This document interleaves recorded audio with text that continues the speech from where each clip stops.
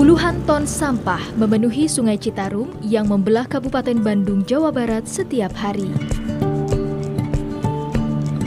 Aneka jenis sampah mengalir dari Hulu Citarum ke Waduk Saguling.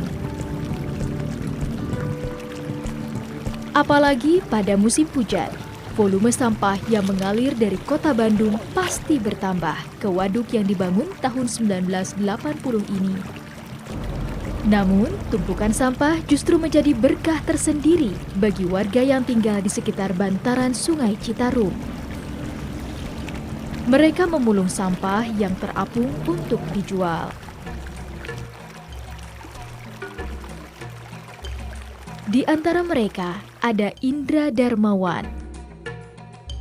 Warga Kampung Babakan Cianjur, Desa Cihampelas ini berbaur dengan pemulung lainnya, memungut sampah plastik dari aliran sungai. Banyak permasalahan kondisi lingkungan yang ada di Waduk Saguling. Yang pertama adalah masalah limbah plastik, Pak. Limbah plastik itu sangat menutupi Waduk Saguling, dan ini limbah plastik ini berasal dari Kota Bandung, Kota Cimahi, dan Kabupaten Bandung. Itu juga permasalahan.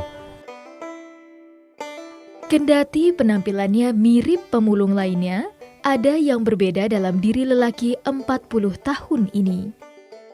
Indra ternyata sarjana matematika, alumnus Universitas Padjadjaran, Bandung. Itu saya lulus kuliah dari Unpad, Pak. Tepatnya dari Unpad jurusan matematika tahun 99. Saya melihat bahwa masyarakat di sini kebanyakan miskin, Pak, miskin. Terus juga melihat juga kondisi lingkungan di Waduk Saguling. Padahal yang saya tahu sekitar tahun 80-an mungkin Sungai Citarum atau Waduk Saguling itu sangat indah.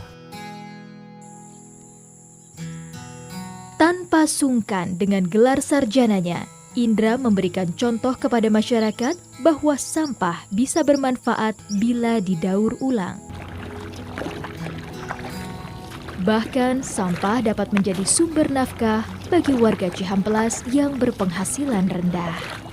Saya melihat juga di sisi lain masyarakat di wilayah sini kebanyakan miskin.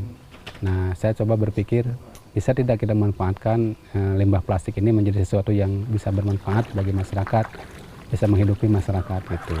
Sehingga saya coba tahun 2001 untuk langsung menjadi pemulung.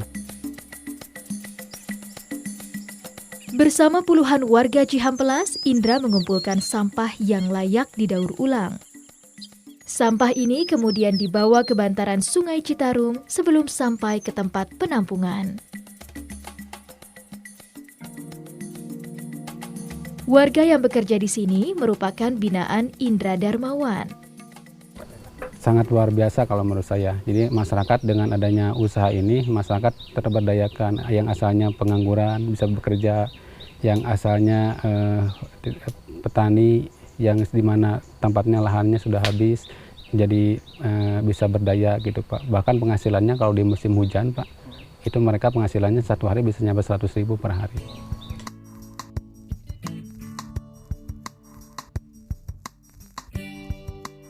Indra Darmawan menjalankan usaha daur ulang sampah plastik di bawah bendera Koperasi Bangkit Bersama.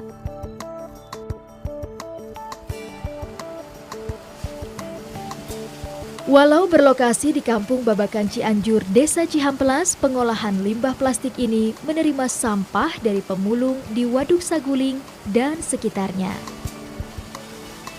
Hasilnya digunakan untuk membiayai kegiatan koperasi sehari-hari yang memberdayakan ekonomi masyarakat Desa Cihampelas.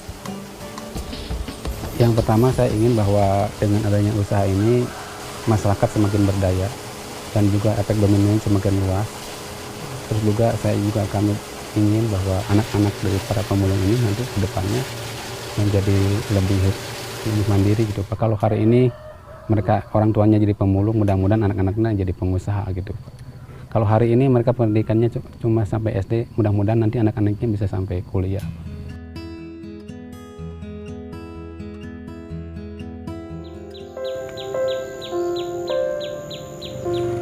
Masyarakat Desa Cihampelas di Kabupaten Bandung, Jawa Barat kebanyakan bekerja sebagai petani atau buruh serabutan.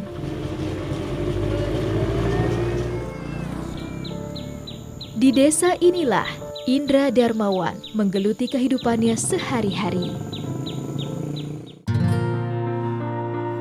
Ia tinggal bersama istrinya yang bekerja sebagai guru dan 3 anak mereka. Di rumah sederhana yang berada di gang sempit desa ini, Indra menyemai semangat hidupnya kepada keluarga dan masyarakat sekelilingnya.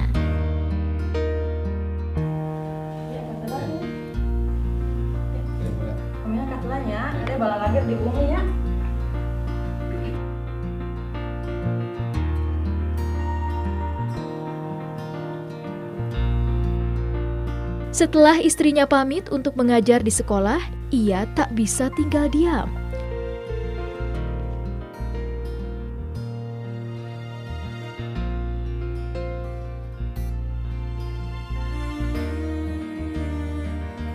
Ada saja warga yang sengaja datang untuk meminjam uang kepadanya.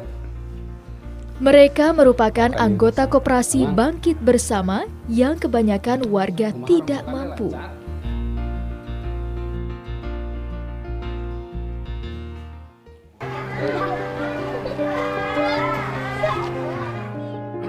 Indra pun tak segan mendatangi langsung para pedagang kecil yang menjadi peserta simpan pinjam di koperasi. Assalamualaikum, Namang. Jalan. Koperasi Bangkit Bersama itu anggotanya sekarang 58 orang. Yang kebanyakan ini adalah pemulung dan masyarakat yang miskin. Banyak orang yang memang yang berminat untuk menjadi anggota koperasi ini, tapi sengaja kita batasi. Simpanan pokoknya koperasi yang Bangkit Bersama itu cuma 25.000, Pak. Sementara simpanan wajibnya per bulan 10.000 rupiah. Indra memberikan pinjaman tanpa bunga untuk anggotanya. Namun bukan berarti tak ada kewajiban peminjam. Mereka harus berinfak sampah kepada koperasi setiap kali membayar angsuran. Kita kasih pinjaman uang yang kisaran harganya, yang kisaran besarnya 500.000 sampai 1 juta. Misalnya kita kasih pinjaman 500.000 buat 10 bulan. Nah, mereka cicil 1 bulannya 50.000. Tapi begitu mereka memberikan cicilan kepada koperasi, mereka harus juga menyerahkan infak. Tapi infaknya tidak dalam bentuk uang, tapi dalam bentuk sampah. Indra sangat selektif dalam memberikan pinjaman.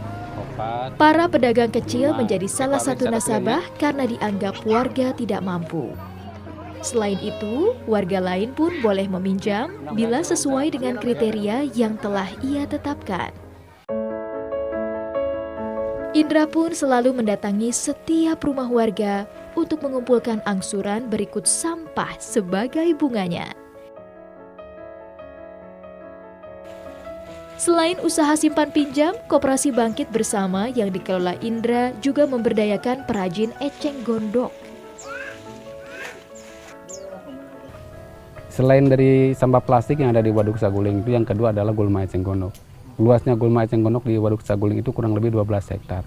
Dan ini belum termanfaatkan. Maka saya berpikir bagaimana kita memanfaatkan gulma eceng gondok ini menjadi sesuatu yang berguna bagi masyarakat. Kita coba inovasi sendiri, kita belajar autodidak sendiri untuk bikin kerajinan dari eceng gondok.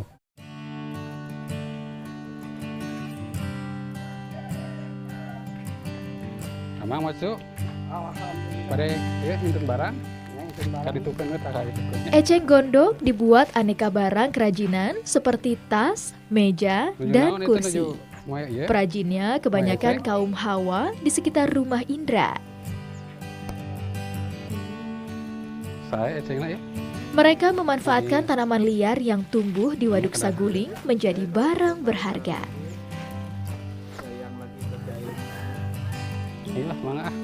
Hasil belajarnya sendiri membuat kerajinan eceng gondok ini ia tularkan kepada warga sekitar. Hingga kini 20 warga dari 3 desa, yakni Cihamplas, Citapen, dan Cipatik menekuni kerajinan ini.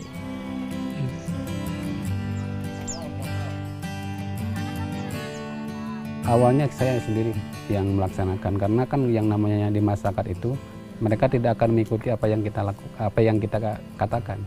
Tetapi mereka akan mengikuti apa yang kita kerjakan. Jadi kita kasih contoh sendiri. kita bikin tas sendiri, kita bikin briket sendiri. Setelah itu baru kita tularkan kepada masyarakat di sekitar ini.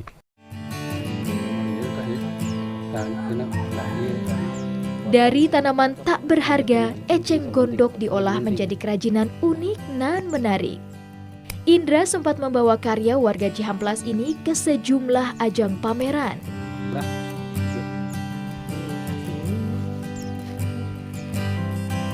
TH banget TH.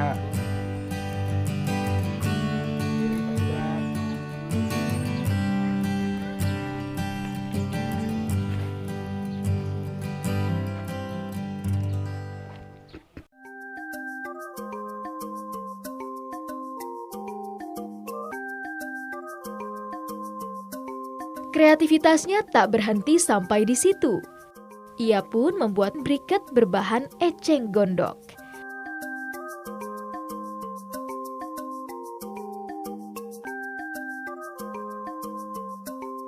Meski berharap ide dan kegiatannya bermanfaat bagi masyarakat di sekitarnya, bukan berarti aktivitas Indra tanpa rintangan.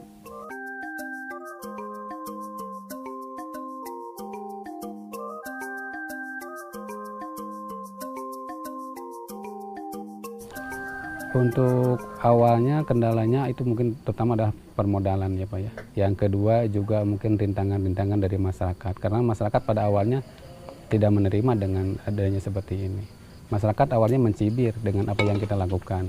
Kenapa sarjana dari Unpad kok kegiatannya pemulung, kok kegiatannya bikin kerajinan seperti itu pada awalnya. Tetapi begitu kita coba lakukan sendiri, terus lama-kelamaan berkembang, akhirnya masyarakat banyak yang mengikuti. Cibiran kini telah berbuah kebanggaan. Aset Koperasi Bangkit Bersama sekarang sudah mencapai 750 juta rupiah. Dari semua kegiatannya, Indra tidak mendapatkan gaji sama sekali. Ia hanya hidup dari sisa hasil usaha koperasi setiap tahun. Ya, koperasi ini mudah-mudahan menjadi media untuk pemberdayaan masyarakat. Jadi kita posisikan masyarakat itu sebagai subjek dan juga sebagai objek. Mereka sebagai pelaku di koperasi untuk memberdayakan mereka sendiri.